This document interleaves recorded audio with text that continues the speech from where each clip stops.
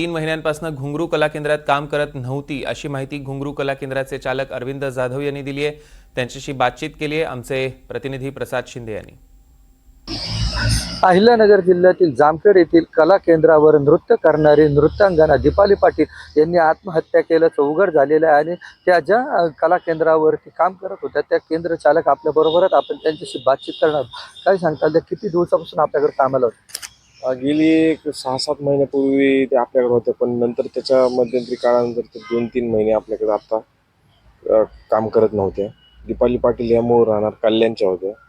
त्या अत्यंत गरीब स्वभावाच्या होत्या आणि त्या आपल्या कला केंद्रामध्ये पूर्वी काम करत होत्या आणि त्यांच्या आर्थिक ह्याच्यासाठी आल्या होत्या, त्याच्यामुळे ते आपल्या कला केंद्रामध्ये उदरनिर्वाह त्यांच्या कुटुंबाचा करत होते, नाही का। आणि त्याच्यामुळे कालची दुर्दैवी घटना घडलेली त्याच्याबद्दल ती खूप दुर्दैवी आहे। किती दिवसापूर्वी त्या काम सोडून गेल्या होत्या आणि आता सध्या कुठं वास्तव्यास होत्या?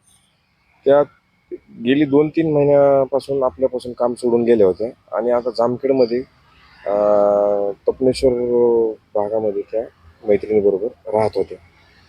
नक्कीच एकंदरीतच दीपाली पाटील या जामखेड येथील तपनेश्वर भागामध्ये राहत होत्या आणि त्यांच्या आत्महत्या प्रकरणी आता जामखेड पोलिसांनी एक आरोपीला देखील ताब्यात घेतलेला आहे आणि त्याला आज दुपारी कोर्टामध्ये हजर करण्यात येणार आहे। आता न्यायालय त्या आरोपीवर काय शासन करते हे देखील पाहणं महत्त्वाचं ठरणार आहे।